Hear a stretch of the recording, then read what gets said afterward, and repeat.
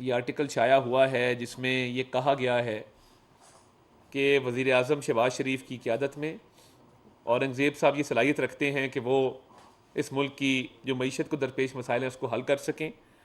और वज़ीर आज़म के हवाले से ये दर्ज है कि उनका जो तजर्बा है आलमी मालियाती इदारों से डील करने का, उसको बुरेकार लाया जाए तो ये मामला तेज़ी से आगे बढ़ेंगे और मईशत में इस्लाहात के हवाले से, बेहतरी के हवाले से वो भरपूर सलाहियत रखते हैं। मगर आज का जो मौजू है, मैं वो चंद बातें हैं जो आपके सामने रखना चाहता हूँ। और आज का मौजू कुछ ऐसे सियासी एलिमेंट्स हैं इस मुल्क के अंदर जो मईशत को नुकसान पहुँचाना चाहते हैं और पहुँचाते रहे हैं, और वो अपनी सियासत की खातिर रियासत का नुकसान किए जा रहे हैं। और उनको समझ नहीं आ रही कि ये रियासत है तो हम हैं, पाकिस्तान है तो हम हैं, और इस मुल्क ने इंशाअल्लाह ताला ता क़यामत कायम रहना है।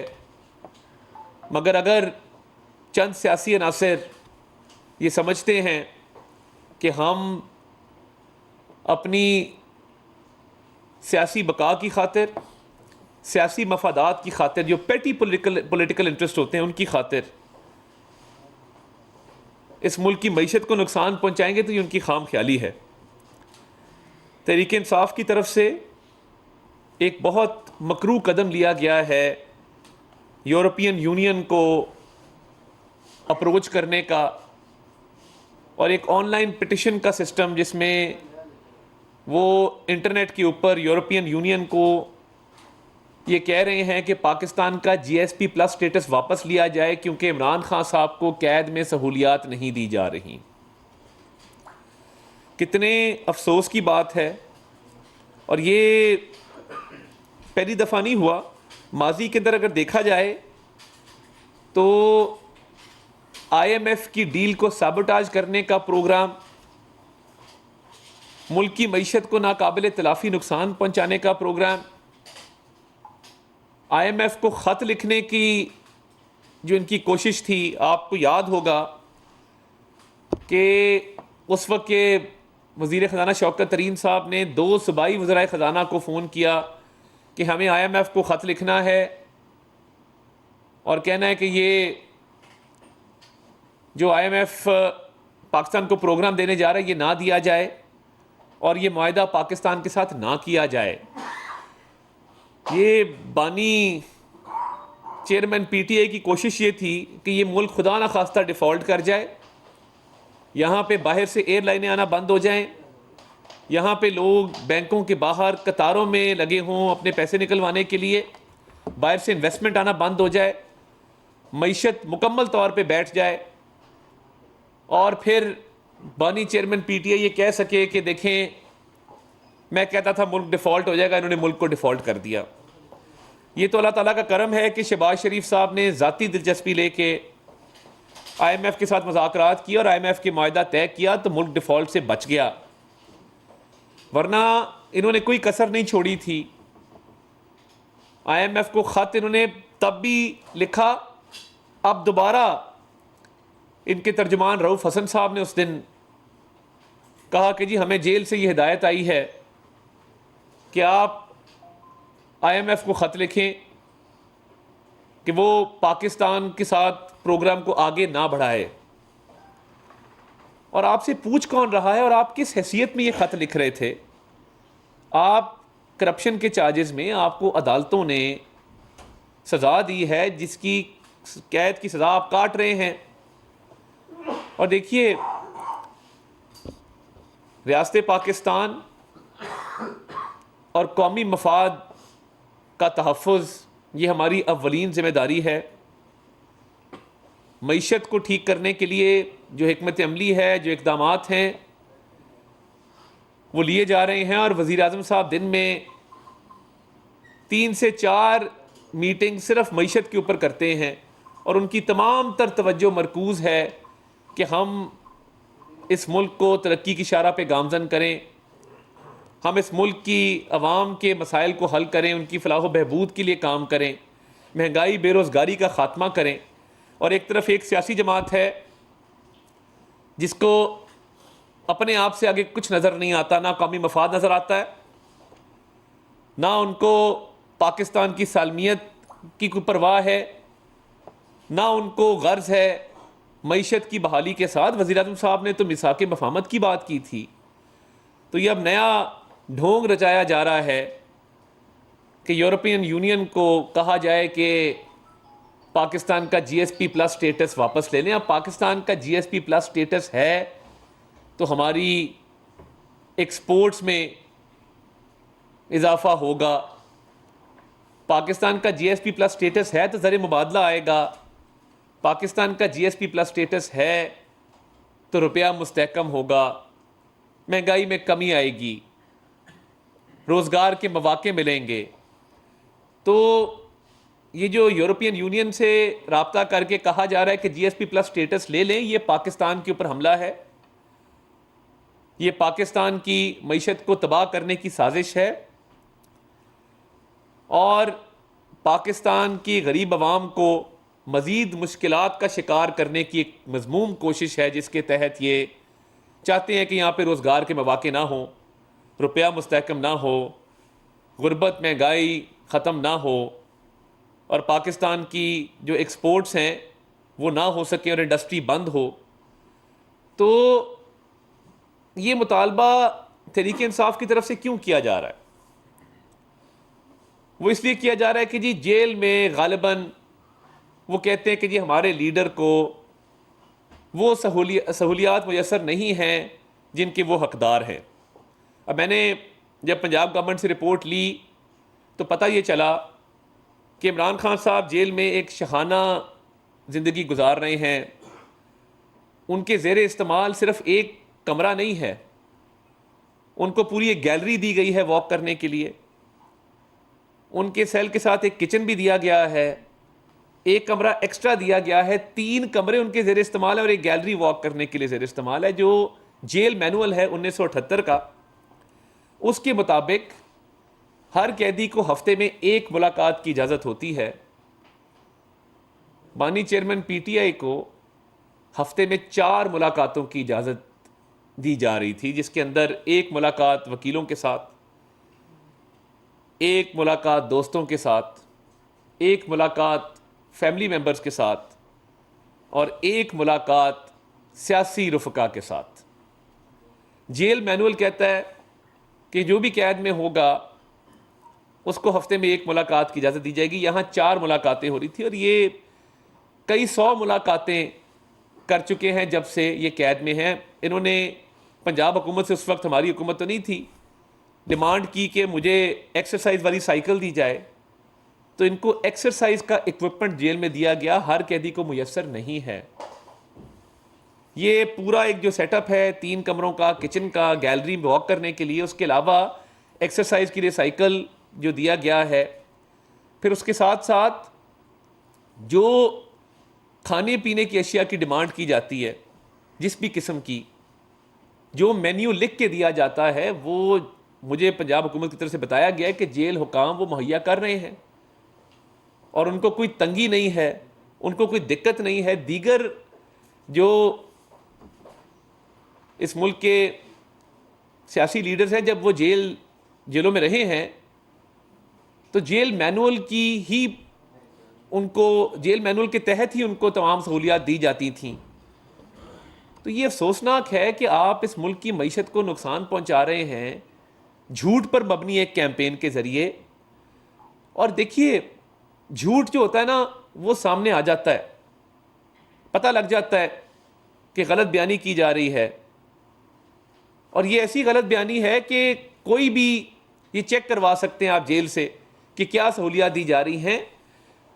ये जो 2 हफ्ते का एक बैन मुलाकातों पे लगाया गया, ये सिर्फ एक जेल की हद तक नहीं है। कुछ रिपोर्ट्स मौसूल हुई थी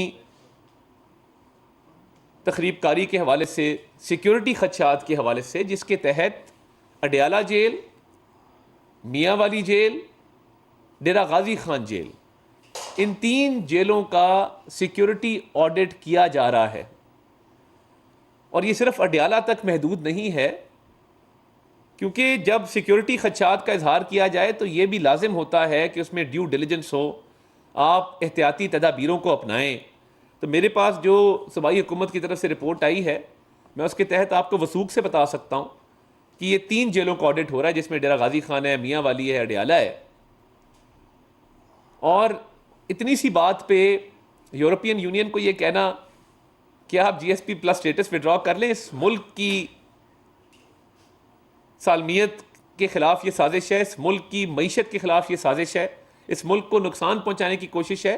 ये वही लोग हैं जिन्होंने 9 मई के हमले किए, शुहदा की यादगारों की बेहुरमती की, मसमार किया, कायद आज़म का लाहौर में घर जला दिया, और परवाह नहीं की कि इसका पूरी दुनिया में क्या मैसेज जाएगा।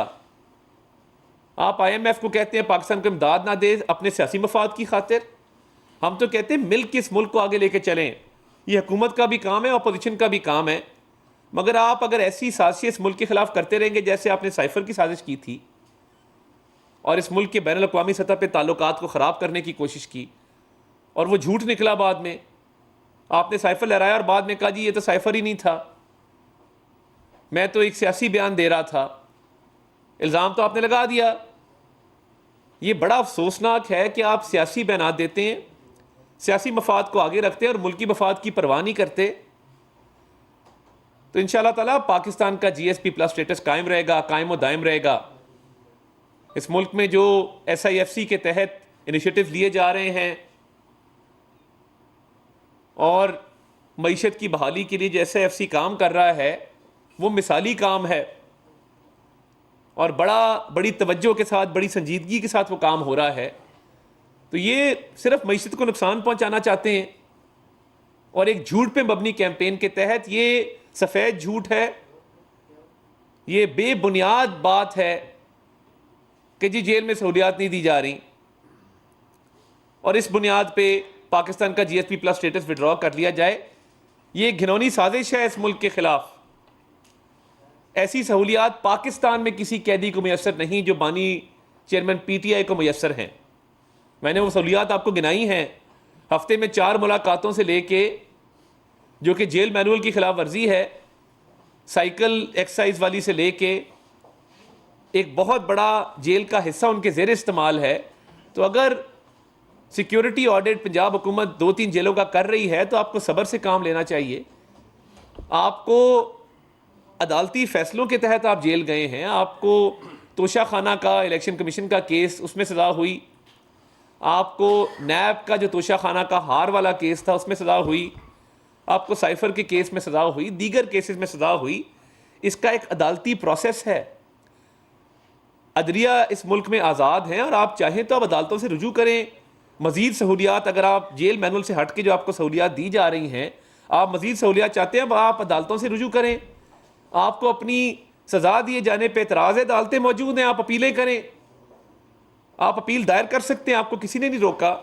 एक अदालती प्रोसेस है, एक कानूनी प्रोसेस है जिसने फॉलो होना है। तो मैं समझता हूं कि कोई सहूलियात ऐसी नहीं रोकी गई कि जिसकी बुनियाद पे आपने इस मुल्क की मईशत पे हमला कर दिया, और आप इस हद तक चले गए हैं कि आप पाकिस्तान का GSP प्लस स्टेटस रिवोक करना चाहते हैं। जो सहूलियात मिल रही हैं वो मुनफरिद हैं, वो अनोखी हैं, वो किसी और कैदी को भी असर नहीं है। और मैं नहीं समझता कि कोई ऐसी जेल में खुदा न खास्ता कोई तंगी है, जितनी रिपोर्ट्स मैंने देखी हैं, कि आप उस पर इतना वावेला कर दें कि आप पाकिस्तान की मईशत पे हमलावर हो जाएं। इसकी हरगिज़ इजाज़त नहीं दी जाएगी, और इस पर हम जवाब दें।